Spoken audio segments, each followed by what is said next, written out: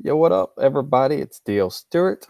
Today was the Battle for Metagore's release day. Oh, my computer started messing. uh, oh, boom, boom, boom. Let's get this back. Here we go. Sorry about that. But yeah, today's the Battle for Metagore's release. Um, it's been super busy. I was super tired. I even fell asleep and took a nap and just woke up right before the stream. I was like, oh my God, forgot all about it. But yeah, it was fun. I had a good time. My book signing. My laptop's in my lab. That's what's kind of rocking right now. Uh, but yeah, I don't know if anybody's gonna be joining me. I don't really know how many people's down in the comments or anything like that. But oh well. I got a list of questions people's asked. I will be going through and answering them. If y'all got any questions, feel free to ask. If y'all just want to know anything about the book, about my writing process, about me in general, whatever, um, let's just chat. You know, no writing, no whatever, just fun, back and forth, whatever. So get started. Let me open up my document here. Woo. All right. Boom, boom, boom, boom. Now these questions came from people on Reddit, Twitter, maybe YouTube. I don't know. Facebook, Instagram, whatever. So it's widespread. Um, some of them I've answered when they asked me. Some of them I didn't. Uh, yeah.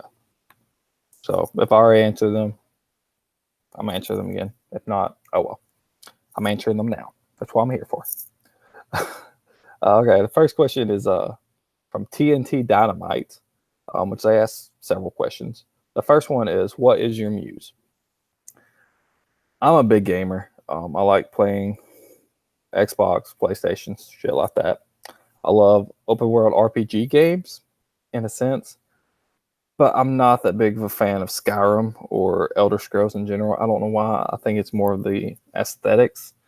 Um, it's very dull to me in a sense, but I do like those type of games. Just not been a fan of Skyrim, but like Kingdom Come, Assassin's Creed series, shit like that. I also like Game of Thrones show and other kind of medieval fantasy type shows and movies, as well as medieval fantasy type books, of course. Um, and as I'm writing, I like to listen to a lot of Celtic and orchestra type instrumentals. Nothing with any actual words or anything like that. Just like a bunch of violins and maybe a little bit of harp or flutes and stuff like that. A lot of sad, dark, depressing type music. That kind of gets me in the mood. I don't know. I could be writing, very upbeat, fast paced, and I like the slow type sound, I guess. It kind of gets me in that dark and gritty mindset as I write. So, yeah. Second question that TNT Dynamite asked is, what authors do you like best? My all-time favorite would have to be Stephen King. I like the horror and some of the other dark elements involved. That's just what I'm into. As well as how he ties multiple characters together. I remember the first book that I really ever liked was Desperation. All those different points of views, and they slowly kind of get tied together into one cohesive story. And I like that with books. As for indie and self-published authors, um, I really like Jenna Rossi. I have both of her books, Eve of the Awakening and The Savior's Champion. I ordered Eve just a little bit before Savior's Champion came out, and I had started it. And I had never got around to finishing it. I literally got maybe 7 pages in, if that. Not that it's a bad book or anything. I was more anticipating The Savior's Champion, and I'm planning on going back and reading Eve. But I'm a slow reader, and I have so many other things on my TBR It just kind of got pushed to the back. Savior Shapey, I got it. It took me about a year before I actually really got into it, and I loved it. Fucking amazing. I love her writing style and everything else. See here. I'm gonna go ahead and computer made noise. I'm gonna go ahead and answer a couple more of his questions and then see what y'all have. TNT Dynamite says that they always loved writing themselves. They have started books but never finished. And so their question is, how do you stay motivated? Honestly, I was the same way. I started a book in 2004, 2005 while I was in high school, like my 9th grade year. But I never finished it. I wrote quite a bit on it. Never really finished it.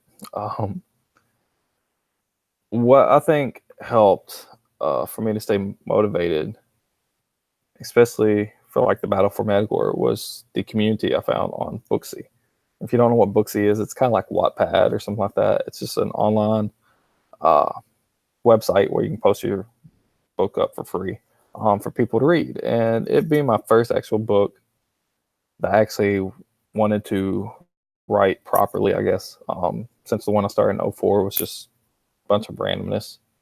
I wanted some feedback, and it's got a very large community of good feedback. I received, I got a new subscriber. Yay. I had received, over the course of the time it was up on there, it's been removed since I decided to actually publish it. But at that point, I didn't really know if I was. And over the course that it was on there, I got over like 40,000 views on it, like 200 and something reviews, comments, and stuff. And just seeing all that positive feedback on it really helped, as well as it went up in like the rankings, like the most recommended. It got up to like the second most recommended on the entire site. And there was at one point like 300 and something thousand pieces. Mine was the second most recommended. And I was like, whoa, I had never even thought of anything being that good, So I was just kind of blown away. So all that positivity, I think, really helps me stay motivated. It wasn't like, I ain't that good, I still think, I ain't that good, but apparently y'all don't. So I am blessed. Let's see here. Hey, Stephen Warner. Hi, Sky. Looking at the comments here. I'm seeing questions, so I'm going to go ahead and go on down my list here. Another one from TNT Dynamite is it a necessity to be financially secure prior to committing to such a project? No, it's not a necessity. I would not go the cheap route once you decide to go with actually publishing, whether it's self-publishing or traditional. I will not go the cheap route. I would try to invest the money in it. I wouldn't say it's really, you would have to be financially secure, but you would have to know how to manage money in a way. Like for the Battle for METAGORE, it cost me about $1,100 roughly just to have it edited. And that was kind of on the low end of the range. I had talked to some that wanted roughly $6,000 for the story my size word count, which is 108,000 words. So, yeah, it can be pretty large chunk of change, I guess, in a sense. But it's, you get what you pay for in a sense. I did a lot of research and back checking with the editor I did use, just because it was more on the low end. But he had a long list of credentials, and I had talked to some other clients and seen pieces that he had edited. And honestly, he should charge more, but I ain't going to argue,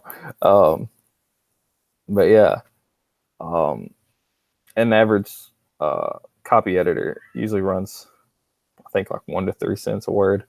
I've seen them up to like 4 to 6 cents a word, so it can be a good chunk of change. As for my cover designer and formatter, I went through the same company, so I kind of got a discount bundle deal, and I spent not quite $500 for both together. Which I have some local author friends who've said that they've spent 500 or more just on the cover. That's not even getting it formatted. So, like I said, it does run into some chunk of change. You just kind of have to manage money. I know with my editor, I didn't send them the entire manuscript at once, and pay them in full at once. I sent him small chunks, and it was only spending like maybe 50 to $100 at the time. And he would edit a couple chapters, send it back, and then when I had the money to send him a couple more chapters, I sent him a couple more chapters. And I know a couple of the cover designers I had talked to, they require just half a payment up front, and then they'll work on it, and before they send you the final product, you pay the other half. So it's not like you have to pay it all up front all the time or anything like that. You can kind of wiggle your way around a little bit, so you don't have to be as financially secure, I guess, and having all this money up front to give to people. And then the last question from TNT Dynamite. With the rise of the tech age, are ink and paper book sales still profitable? And do you have an audio and digital forms of your work for the greater mass appeal? I guess it can be a risky business, but in all honesty, anything can be a risky investment. Whether you're an author or whatever, if you're just kind of taking this leap of hoping somebody else would buy your product, well, that's a risk in itself because there's no guarantee. But it is what it is. I think as an author, you need to have those other avenues, not just physical copies, but the ebook and audiobook and whatever else, just so you do, meet the greater mass appeal. And yes, I do have an ebook. It is available with the paperback. In all the places you can go and find it. It should be in both formats. Should be. I don't know. I haven't double checked, but it is out there like that. As for audiobook, I plan on it eventually. That's something I've kind of been about. I want an audiobook, don't get me wrong. But I don't know if I want to go ahead and get an audiobook now, and then second book comes out, do an audiobook then, yada, yada, yada. Or if I want to wait until the entire series is out and get the audiobook made then. And the reason for that is I want the same narrator for all 4 books. Because it's going to be a 4-book series. And I don't want it to be like a bunch of different people doing it. I want it to kind of be cohesive. And I know if I get one now, by the time second book comes out, they could be busy, backed up, whatever, which isn't that big deal for me. I am on a tight deadline. Or they might just not have interest in it. Or they might be contemplating if they want to keep doing it or something, depending on who it is.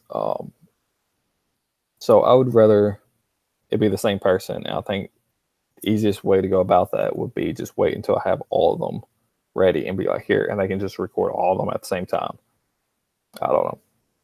But more than likely, I'll probably just say fuck it and have an audiobook in production in, I don't know, a couple weeks or something. Because I'm like, no, I want one. Oh, shit. But yeah. Let's see here. Jump back to the chat.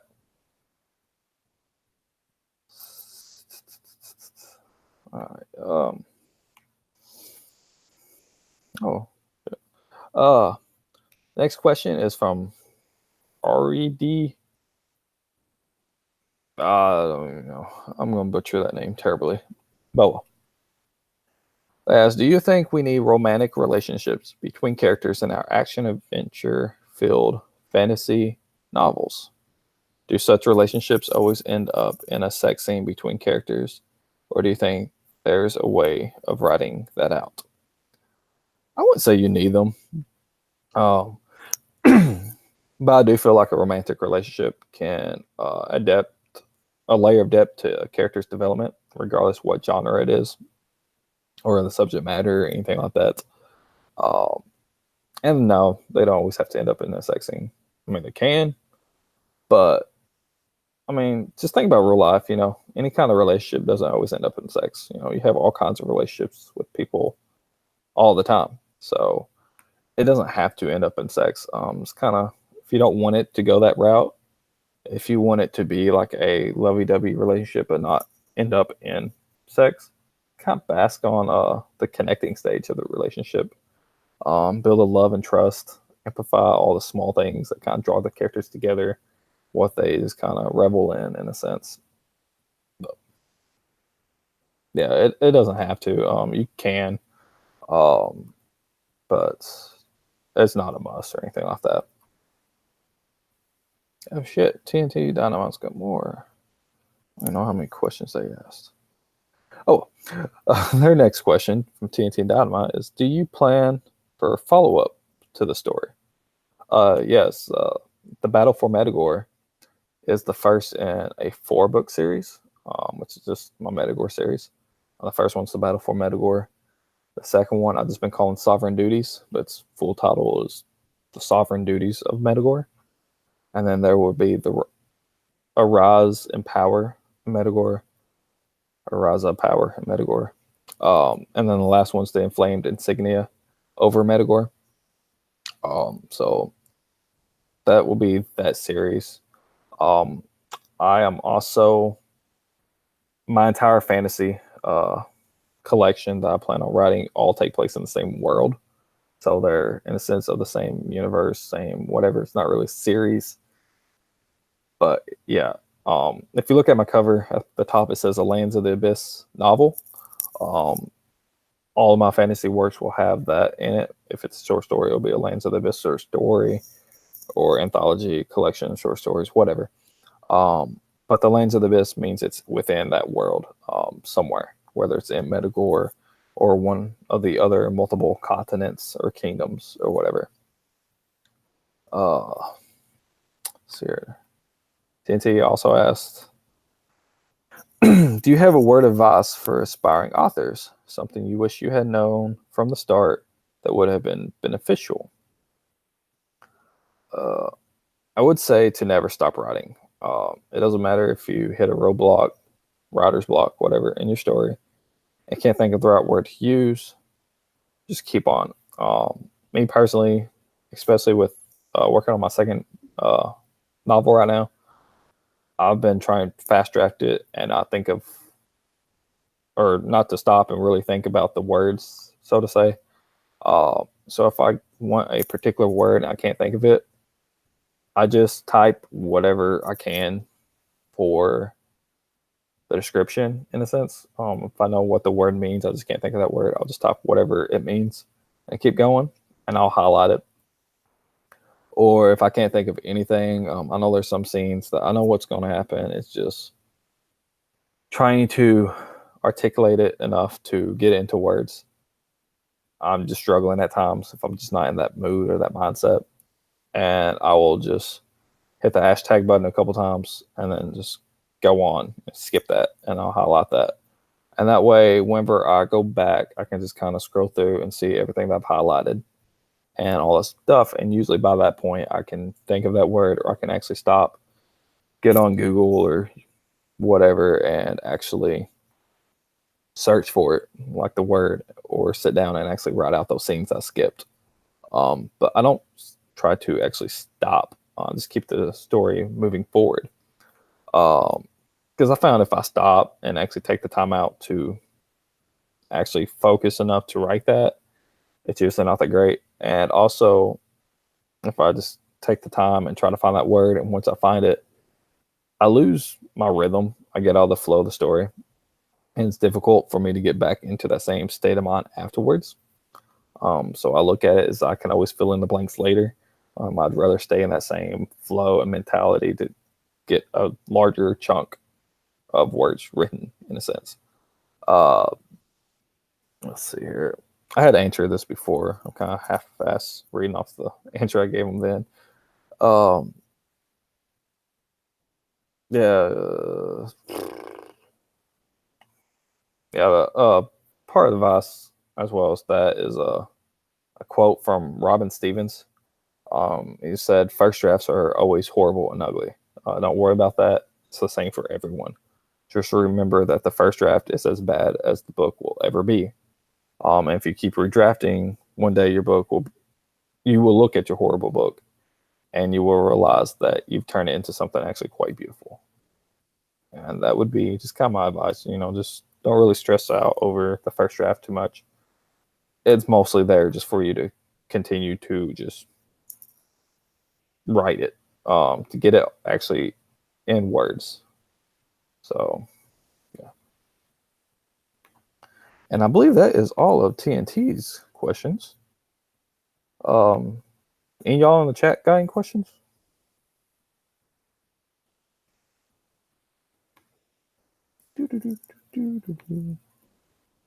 Boom, boom, boom, boom. Let's see what computer's over here spazzing out. It's mostly Instagram stuff. The next question I had is from Spotted Cows. I believe all these that I've answered so far I've gotten off of Reddit. That's why they got weird tags from people or whatever. Well, it's quite a long question. One trend I've noticed in fantasy novels these days, at least the big ones, everyone has some unique system of magic. From metal-based magic and Sanders' Mistborn novels to light-based magic and Week's Lightbringer series to the arcanistic magic and Rothfuss's King Killer Chronicles. Everyone seems to be on this trip of create your own in-depth magic system. I guess I'm contrasting this with the fantasy that I read growing up, where most novels were either based in D&D worlds or borrowed heavily from D&D concepts.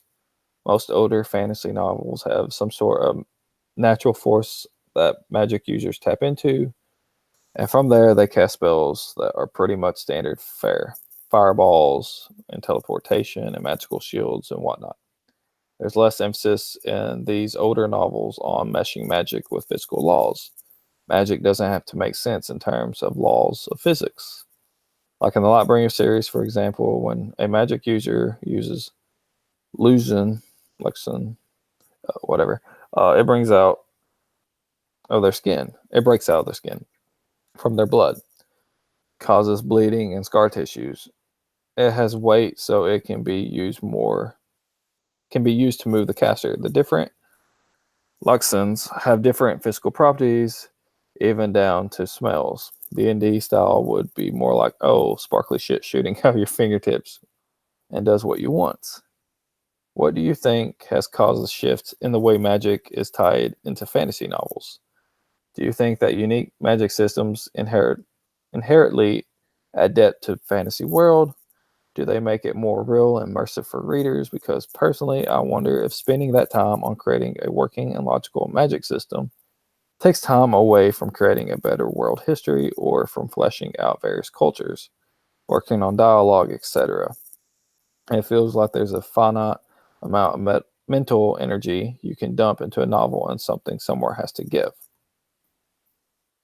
It's a long question.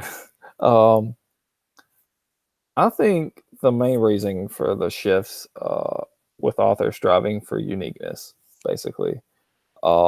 Everything prior was all basic, and they wanted something like you think about their books or their name, and it be associated with something that stands out away from everybody. It's not just the same magic, and I think that's where they try to strive for, not necessarily for the story itself, which I'm sure they try to make their stories unique as well.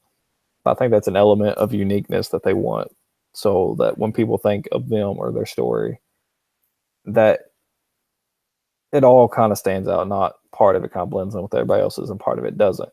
Um, So I think that's why the shift it kind of occurred. Just people wanting to break out of the mold a little bit. We live in a day and time where a lot of stories are similar to the others. So there's no way of getting away from that. And I feel like that's just kind of the author's attempt to get away from it in a sense. Uh, and I think it could be done really well if it helps mold the culture and the history and lore and all that of the world together. Um, but in my story, however, I guess there's an ant on my computer. What the fuck? Oh, in my story, however, I feel like I didn't want to take the time. I guess I don't really feel like there's a finite amount of mental energy, um, but I just didn't feel like taking the time to really go in depth with a magic system. My fantasy world's not really heavily relied on it. There's a lot of fantasy magical elements, but that's not something that's the core of the story in a sense. Um, so I guess mine's more kind of like the classics, the D&D type style. Um, I have two races that can really do magic, liches and djinns. Um, and most of the magic is just kind of elemental based, but not always.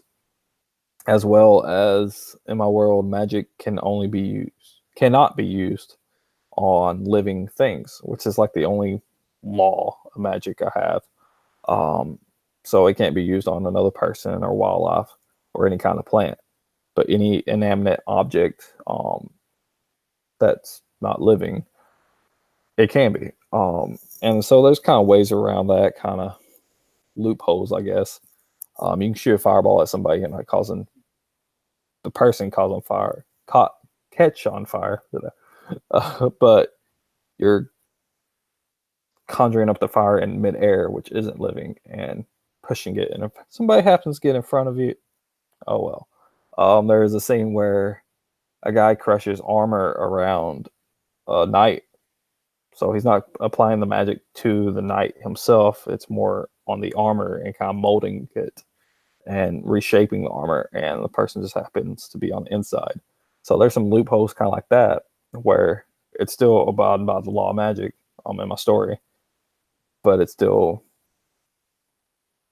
affecting people in a sense. So, um, and like I said, the reason why I chose to go the classic way was because it's simpler.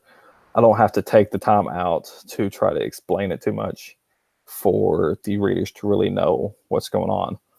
Because I've done so much actual world building, I didn't want to add something else for me to actually have to explain over the course of the story. I felt like that would just be the most simplest way. You know, these people know how to do magic. They shoot fireballs. They can do this. They can do whatever. So I just felt like that's kind of more easier to explain to the masses than actually having all this very detailed magic system.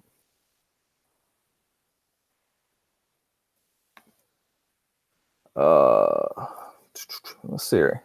Sky in the comments asks, you may have already answered this. How long from idea conception to the end of final draft did it take you to write the battle for METAGORE? Let's see here.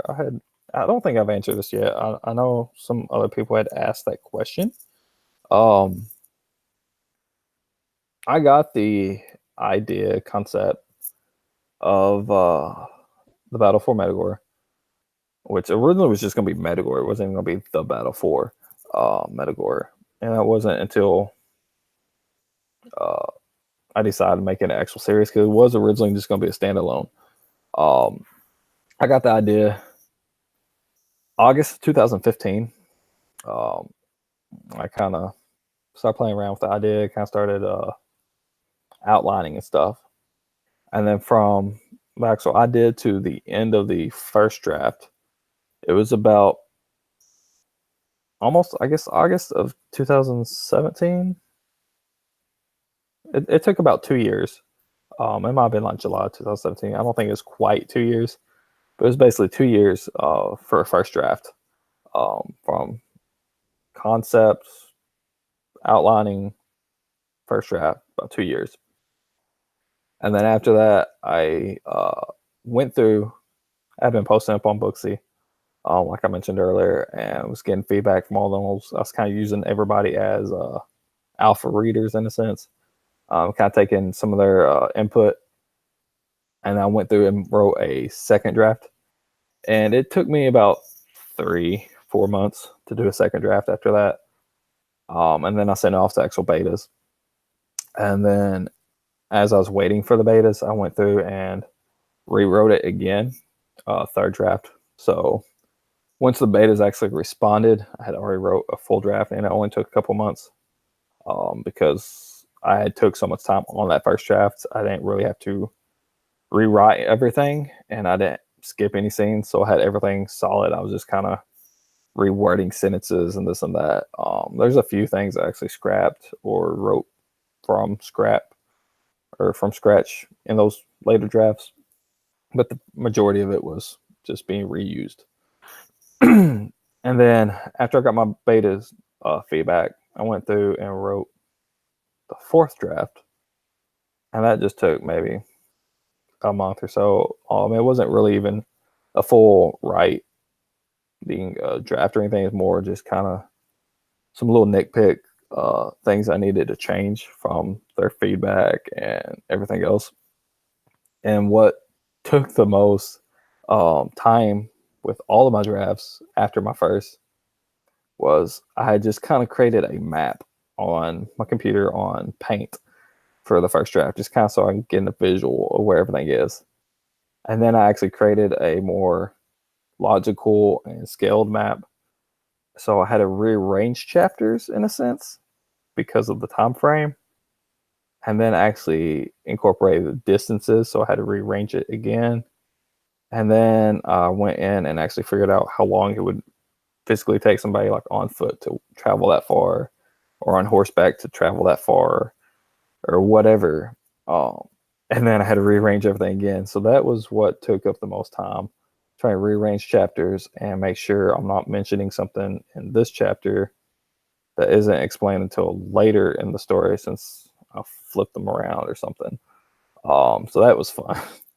But I think now going forward, I've already got all that world building stuff kind of set out, so I don't have to worry about rearranging chapters anymore. But after my fourth drafts, started sending it to my editor, I think April last year of 18. Started sending it to my editor, and I finally completed the editing stage mid-October, late September, early mid-October, somewhere in there. And then I started working with the cover designer and formatter and all that, and got all that taken care of about February or March this year. And so from conception to release date today, I think I figured up it was about 3 years and 9 months. So not quite 4 years from total scheme of things. Book 2 hopefully won't take as long. I'm planning on getting the first draft done this year, and the next year get most of my rewrites and edits done, and then maybe the year after try to release it. So it'll probably still be 2-3 years, but it ain't gonna be closer to 4. It'll be just kind of barely 3 years. I'm aiming for right now, and then maybe the future books will be even quicker. I don't know, but that's that. Let's see here. Another question I got on Reddit. Mick Wedley. Are you satisfied with the outcome of your efforts? Yeah, I'm truly satisfied with what has come from all of the hard work that I put into it. That my editor, my beta readers, alpha readers, everybody that's had any part in this, I'm very satisfied. Just all the positive feedback that I've received along the way, it's just been unbelievable. I'm truly grateful and for everything that this experience has led for me to experience, in a sense. The Z Chronos. What is the minimum number you need to sell to feel good about it? Honestly, I don't care if I sell anything. I've sold some already. I had ordered about 37 books. I currently have like 12 left, so I've sold 25. I've sold 23 because I kept two. I kept a proof copy and a regular copy for myself. But that's just like on hand. I haven't checked, see what my selling's been online. A lot of that stuff doesn't update until like a month or so afterwards. So I haven't really paid that much attention to that or really cared. Just having it finished and people being excited to read it is satisfaction enough. I don't care if I ever get famous or anything like that. Just the fact that it's out there and people actually seem to enjoy it, it's just makes me feel good about it. Um, Another question. Let's see here. Hefferly. I don't know. Are you self-publishing? Yes, I self-published. It is credited to be published under Jones's Burrow and Books, which is my own publishing company that I kind of did for myself. Just kind of keep taxes and stuff like that separate.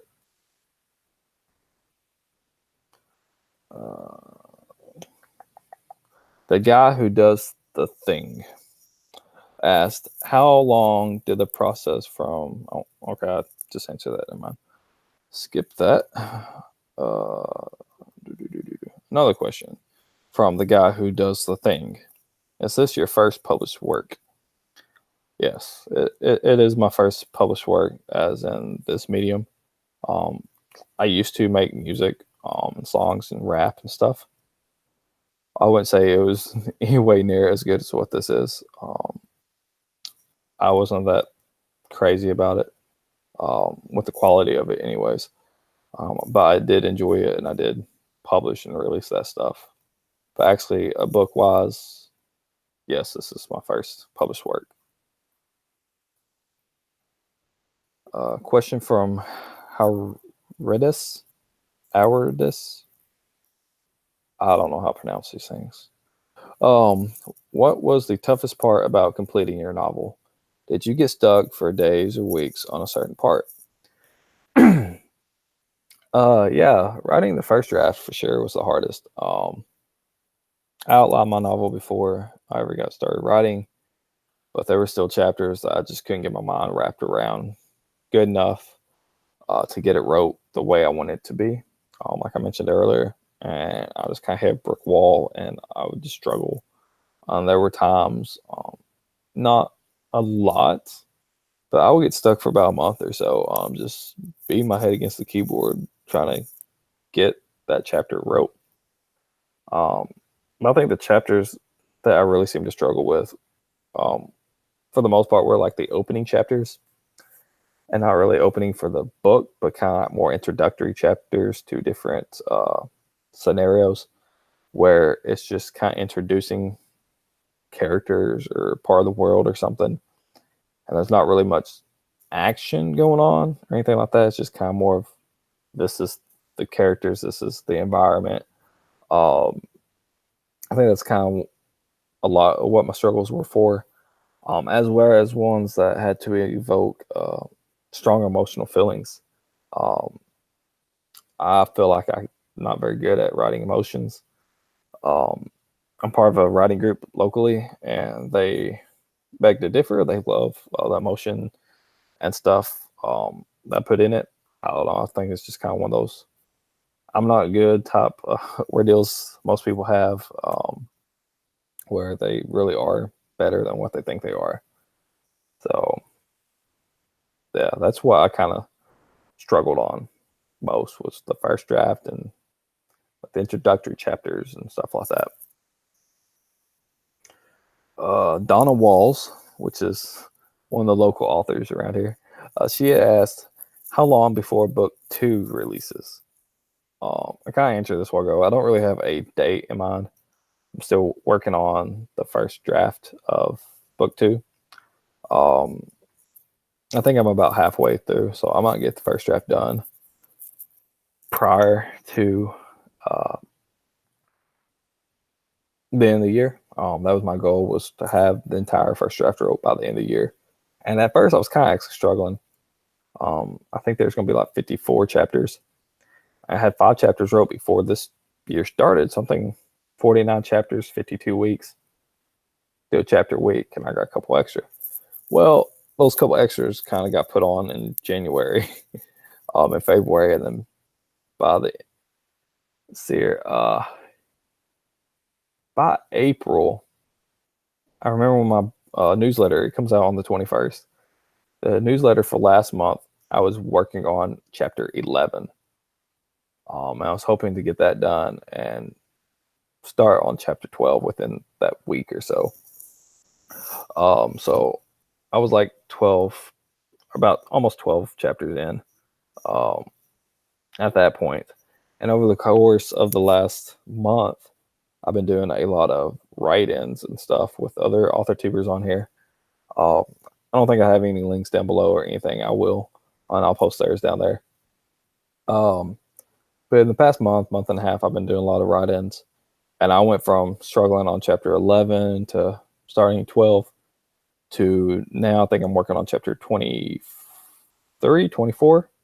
So I've completed in about a month's time, almost 12 chapters, when that's basically what I did the first half or prior for this year. And not even that, because 5 of those chapters were done last year. So like 7 chapters from January to April, and then like 12 or so the past month.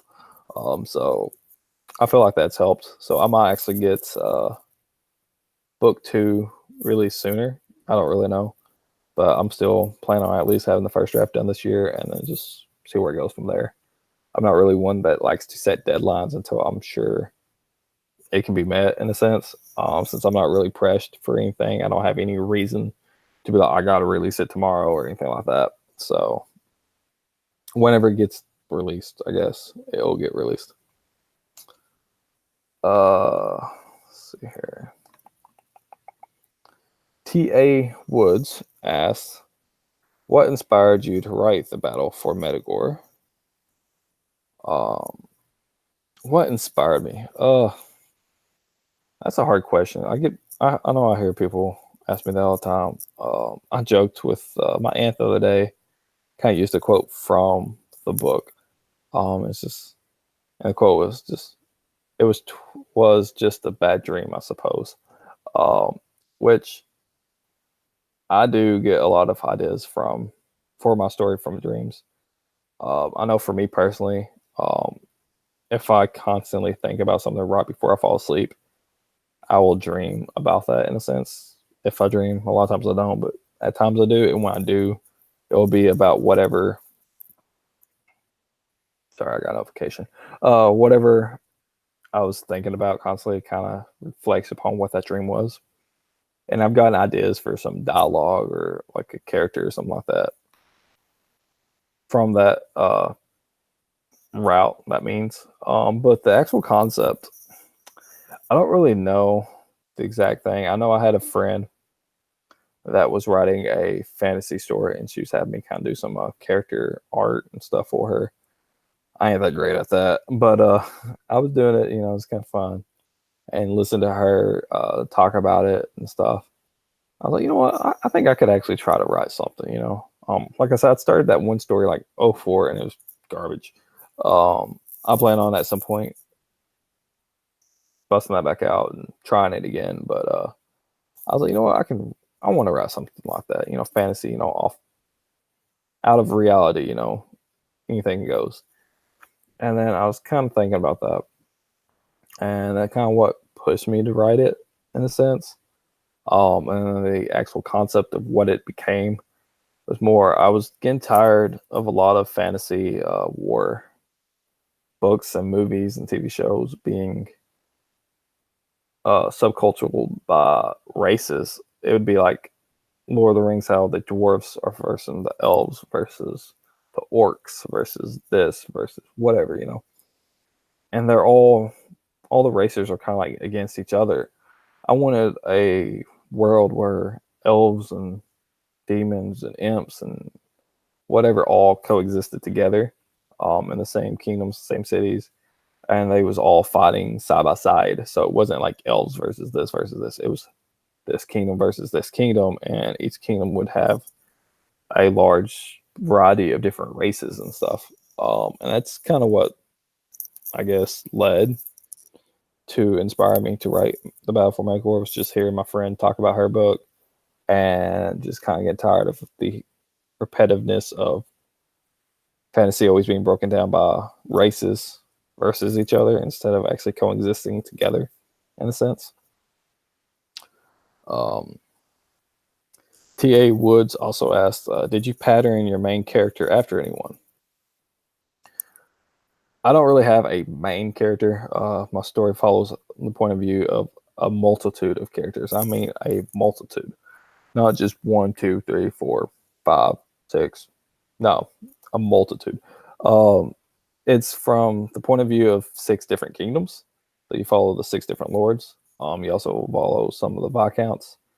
Well, not really follow them, but there's the widowed wife of the former lord. You follow a couple chapters, and a lot of the knights and stuff from the different kingdoms you follow, and then like the Marquess and Duchess and stuff of some of the kingdoms, you follow them. So you're looking at least probably 15 different points of views. So it's a large cast of characters that you follow. So I don't really have a main character, but the 6 rulers over the different lands, I kind of count those, I guess, as my main characters when I think about it, but they're not really a main character since you follow points of view of like 15 different characters or so. And I didn't really pattern characters in a sense after anyone in particular. I did give them each a unique personality and kind of over exaggerated them to make them, more stand out, I guess. Caprin is very life of the party. Hey, look at me, whatever. Cornelius is very kind of suffers, I guess, almost like depression, anxiety. He gets overwhelmed very easily. Of course, he's very young, so it's kind of natural for him to do that. Darius is very controlling and demanding. Azrael is very kind of two-faced. Malar is very just kind of humble and hardworking. So I feel like I'm forgetting Gallic. Gallic, he's very loyal and honest. So I kind of take these different traits from just, I think about anybody could be, and just kind of developed a character around that trait and really amplified it. And they're not just like 2-dimensionals, that's not the only thing they are. Darius is seen as, from a lot of my alpha readers and beta readers, as like the antagonist since he's the big bad. He's a demon. He's very controlling and power hungry. But there are multiple times where, he's got very humanizing chapters and situations where I know a couple of my beta readers, like, you really want me to hating him at times. This is a love-hate relationship. I don't like it. No, they enjoyed it, but I would make it where you're like, oh, wow, and you forget that, you hated him like the chapter before. You're like, oh, I kind of wait, no, I don't want to root for him. He's the fucking bad guy. So I try to make everything kind of 3-dimensional characters like that, but I didn't really pattern any of my characters around a particular person, so to say. See here. Hey, Tamara. Yeah, I think I was just answering your questions, actually. Thank you. My release has been, it was a busy day. I fell asleep earlier after I got home from my daughter's softball games. About 3 hours before I started the stream, and I wasn't expecting to sleep all the way up until almost the stream. I woke up about 30 minutes before, and that was just because my wife came in there and woke me up. She's like, hey, but he's gonna get up. I was like, oh, yeah. set an alarm, but I guess I slept through it. Yeah. See here. Oh shit! I hate this fucking document. Bum bum bum bum bum. Uh, that Aria di Sabaggio. Uh, ask him more questions. How many drafts did it take for your book to be finished? I kind of answered this earlier. What you all are reading is like the 5th draft after all the editing and stuff. And in all technicality, it's probably more like a 20th draft because some of the earlier drafts I redone. I just didn't save it as a draft because that's kind of redid just certain points of it instead of the entirety, as well as the proofreading and everything else after all my edits and kind of changing those things. But unofficially, I guess like 5 drafts. They asked another question: how to make your readers hooked on your characters? Why should they care? I don't care if they care or not. Most of the people in the story that you do care about are gonna die. Now there's a lot that live, but I feel like I put the threat of death for anybody, the lords, the knights, the whoever, is very real in the story. So you kind of care in a sense because of that, because you don't want them to die, and the way you kind of hook the readers on the characters is just kind of like I was just talking about with Darius and stuff. You make them 3-dimensional. You don't make them just a flat character where you read and say whatever. You give them depth, and you try to make them like an actual person with like a backstory and everything else. Something that you can kind of sympathize with. You don't want to write a character that's just all bad. The antagonist is always the protagonist of their own story. And that's kind of what I really did with Darius, because I knew a lot of people would see him as the antagonist. Even though in my mind, I don't, because the 6th way, I write it unbiasedly from all points of view. So I'm never like, these are the good guys, these are the bad guys. I let the reader decide that. But, I know there's some that people are just going to automatically assume are the good guys, some that they're automatically going to assume as bad guys. And then others, they're just kind of, whatever about. I understand that.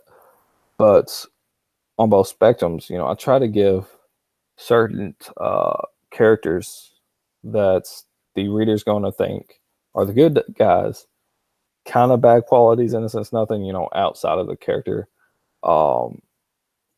but still kind of humanize them so they're not perfect, as well as the bad guys to actually give them something that, like I mentioned, some of my beta readers were talking about how they almost started liking Darius until they're like, wait, no, I don't, because he's done all this other crap. But, in that moment, they're like, oh, well, okay. So that's just kind of how you hook your readers, or I don't know if you're asking, just in general, or how I did it. But either way, it's you make them kind of 3-dimensional. You really want to connect and build your characters. Yeah. They asked another question that RED, or I don't know how to pronounce that name. How do you stand out amongst other fantasy books? Like I was talking about earlier, every story has already been told in one way or another. I feel like that's why the magic systems kind of try to become unique in a sense. But I don't know. For me, my approach, not really to try to stand out, just how I did it. The whole go big, go home mentality. I know I had a lot of people tell me I bit off way more than I should as my first first fantasy novel. This massive world building planet, not just a city or kingdom or continent. I created this entire planet. But for this story, it's just all on one continent. In book 2, you start seeing some of the other continents. You do hear about it in the first book, some of the other continents or whatever. There are multiple different languages that I created for it. They're not in there a lot, but they are in there. Different religions, which the story is kind of based with one, just because it's like a centralized religion for the continent of METAGORE. Um, but how I kind of approached it, my computer keeps giving me notifications. Is I wanted to write unbiasedly. I like reading books that I don't understand or I don't know where it's leading. Too many times in books, TV shows, movies, and I know it's hard to do it. And I even had people read my book, pick it out early on. So it just kind of depends, I guess, the reader. But I want to do my best. But too many times I would watch a show and it would just get not as enjoyable because it was too obvious how it was going to end. Same thing with books and movies and everything else. It's just like, yeah, I know what's going to happen. Like I was talking about with the threat of death. If you're reading a book from one person's point of view, or maybe even two, majority of the time they're not going to die. And if they do die, it's going to be at the very end. So while you're reading the actual book, if you're like only halfway through and they're about to die, you might be in the moment, but oh my god, I hope they don't get hurt. But you still got another half of the book, so they're still going to live. So from my point of view on my book, I wrote it unbiasedly from all the different kingdoms' points of views, different rulers, knights, whatever. So you don't really know who's going to win. You could be following a character and it could be like their first chapter and they could die and you're like, you killed them already? What the fuck? And then there's others, they're about to die and they don't, or whatever, there's like a change up. And I also made sure I didn't write, every main character that dies or the characters you follow dies isn't being told from somebody else's point of view. So you feel like the point of view you are isn't going to die. I kind of switched it up. Sometimes it's like that. Sometimes you are following the person that dies when they die. So I kind of made it, kind of a guessing game like that.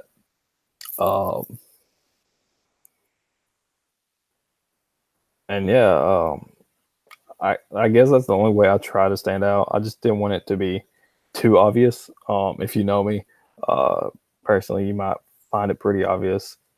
And then if you just are kind of like me, I guess you might kind of find it. But I didn't want it to be overly obvious, I guess. Yeah. See here. Question from Niece McCoy. How was the process of selecting your book cover?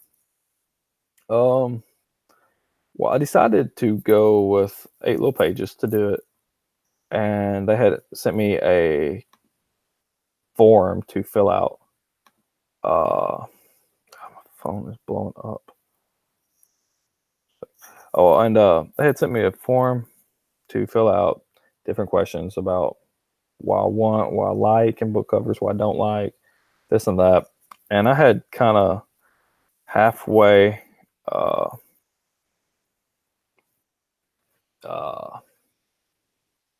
attempted to do some covers myself. I knew I was never going to actually use them, but I'm very visual. I like looking at stuff. It kind of keeps me motivated. And what I was kind of leaning towards right before they started was a dark cover. I wanted something kind of black, and in my interpretation, it was going to be black with like a washed out white outline of different elements, and it was going to have red that popped. And when they asked me what I wanted, I told them that I was like, I really like a dark cover with red that pops, because that was going to be a kind of thing that ties all the covers together for the future books in the series. And I was like, I want all the other colors to either not really be black and white, but very kind of washed out or faded, so it doesn't pop as much as that red. I want the red to really be pop. And I think they did an amazing job with that. I also wanted the cover to be a scene. I don't like a stagnant object on a black or blank background. Like a lot of the Song of Ice and Fire covers now. It's just one image on a blank background. I know if you go look at like some first editions of some of the older books, they are more the older style of fantasy where it's like actual, almost like a painting style or something. And that was something else I mentioned. I didn't want, or I didn't want it like that, and I was wanting it more kind of artistically done. That was something I was kind of willing to put aside if they didn't try that. If it was more in high def, which they told me once they send it to me, they said we can make it, actual high def, full detail, or we can kind of keep it like this artistic style. And I like the artistic style, so that's what I went with. But that was kind of what I was talking about whenever I talked to them, like kind of what I was wanting. And again, like I said, I think they did an amazing job. They had sent me the mock-up of these things don't want to stay in. They sent me the mock-up of what I used, which I had some things changed on it, as well as a difference image, which is more kind of, I guess, what they based it off of. From some of the other information I told them, and it was more white with some blue. And once I seen the dark with the red, I was like, yeah, I'm not even looking at the other one. I want this. But the other one was nicely done. It was in high def. And they said that they could do, the artistic style if I went like that. This is kind of what they thought of, because I had told them that the capital of METAGORE is Brighthelm, which is a mountain region, which is basically what they're fighting for. They're fighting for the crown to rule over all of METAGORE. So that was the capital. There are several battles that take place there. So they kind of went with that there in that cover.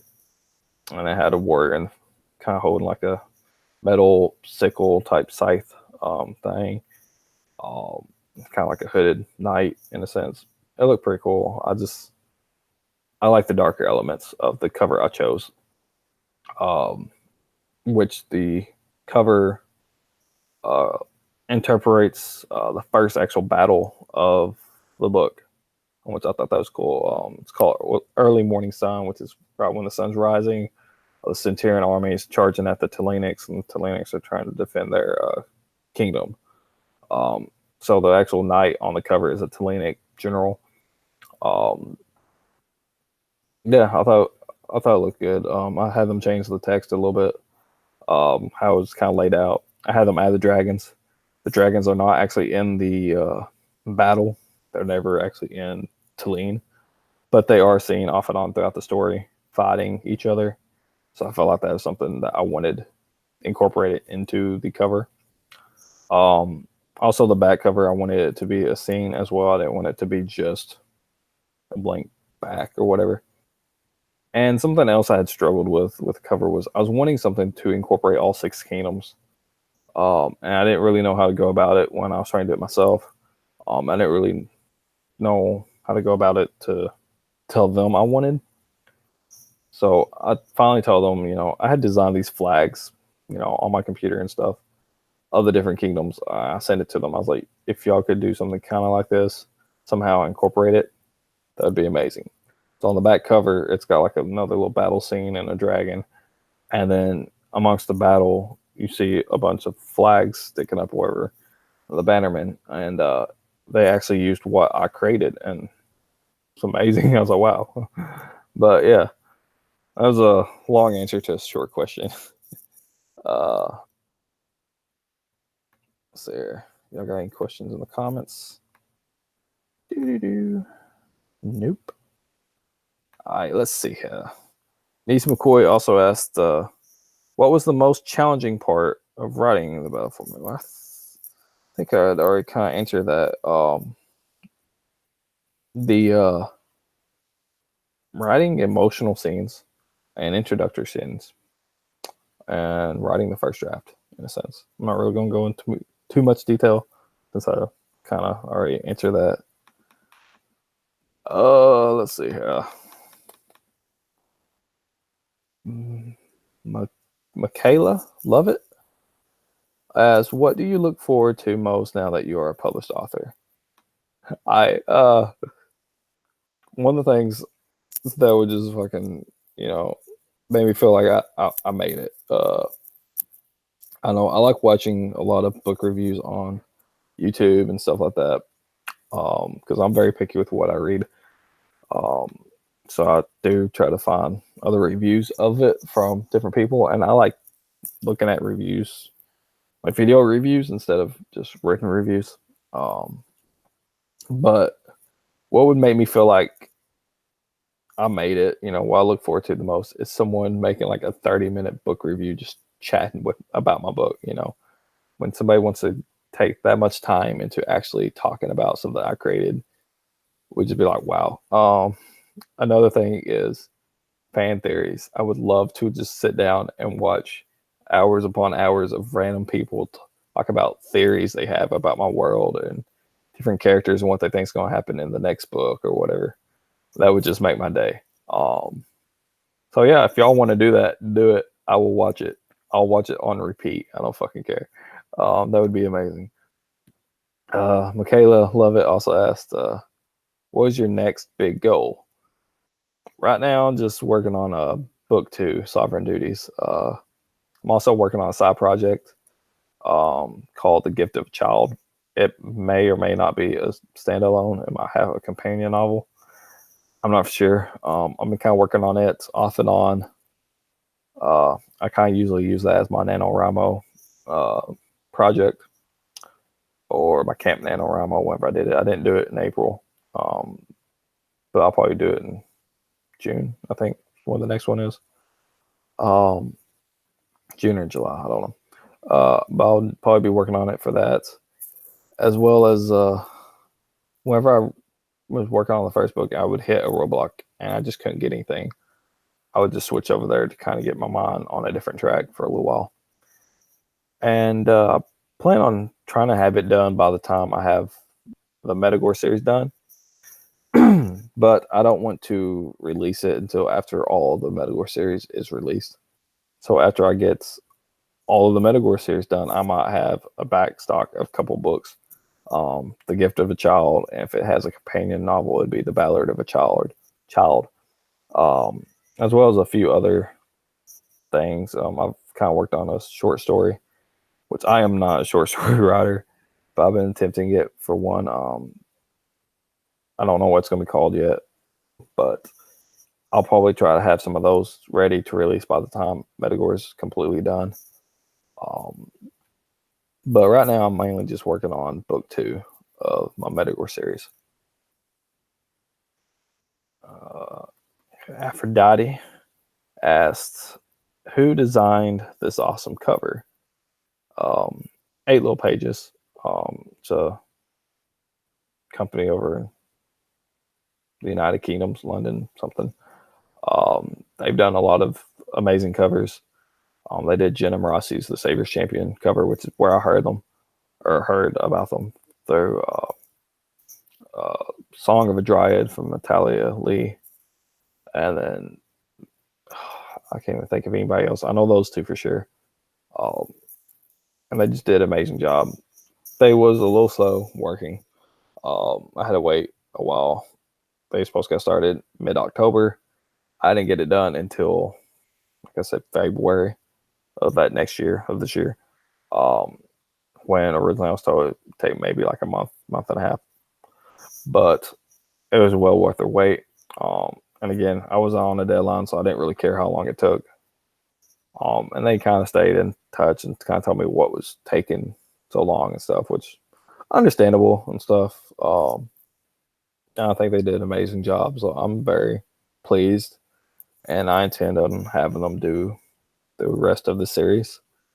I might look for somebody else for like The Gift of a Child or something. I don't know. I might have them do it.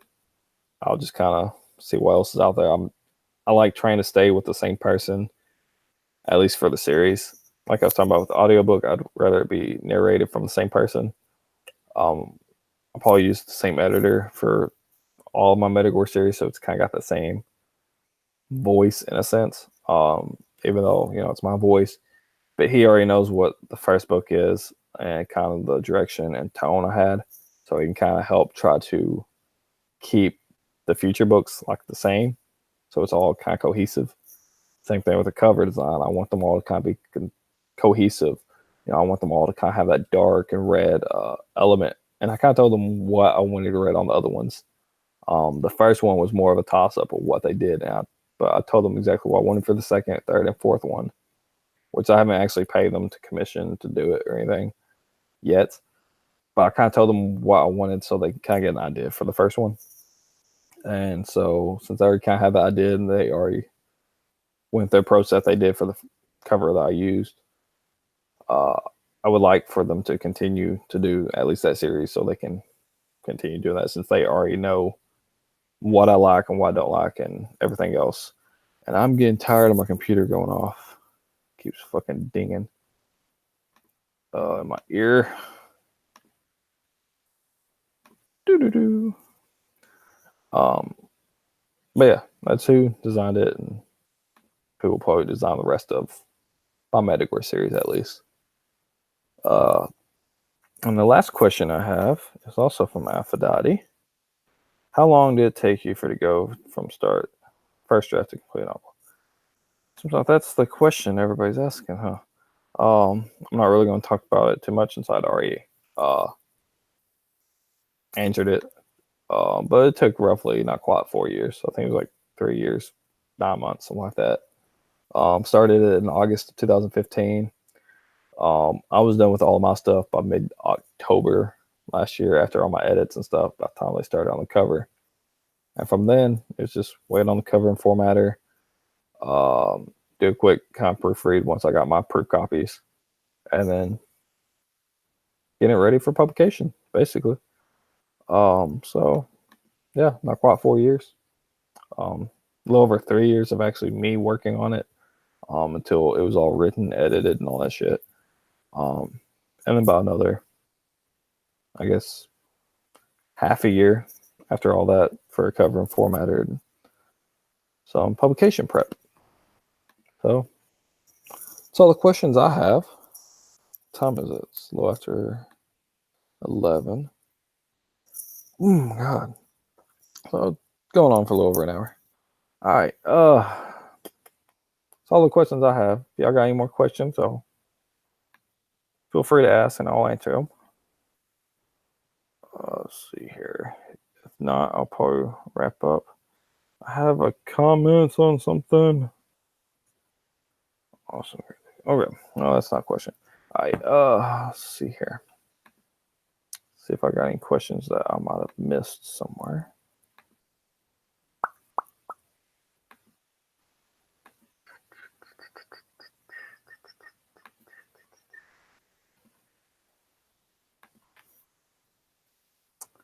Twitter. And I apologize for all the shakiness. Like I said earlier, if you came in late or watching this at some other point, I have my laptop actually sitting in my lap. So every time I kind of move my hands, you get that little motion. So I apologize for that. I didn't feel like putting it on a table. I just wanted to sit on the couch. Nothing on here. Boom, boom, boom.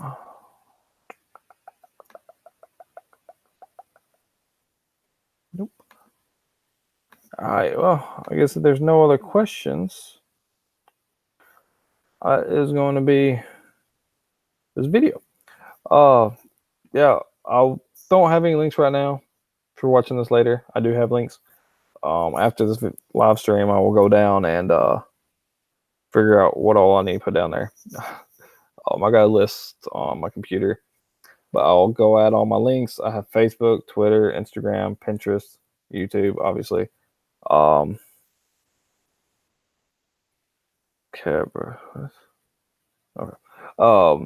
Sorry, I got a notification. Facebook, Twitter, Instagram, Pinterest, YouTube. I hop on Reddit every so often, do like a AMA, ask me anything. I think I kind of answer questions.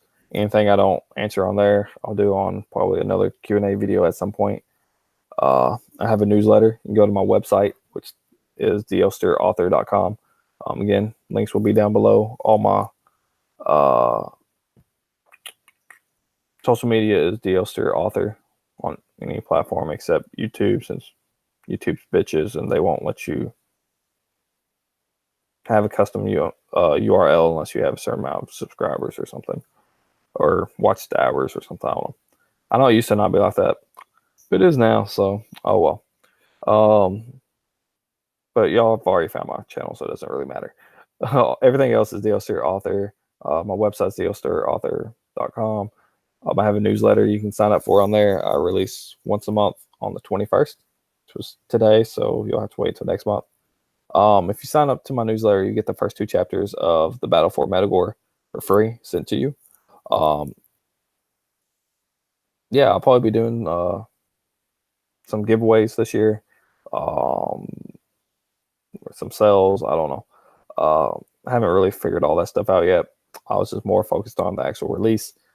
But stay tuned. Sign up my newsletter. You'll always hear any new things coming up in advance, as well as I try to do all my major posting schedule on my newsletter for the next month. So the one that went out today lets you know what videos I will be doing on YouTube for June, as well as when I should be posting a promotional image on Instagram or a blog post or things like that. If I have any actual events going on around here, conferences and stuff, I'll put that in there.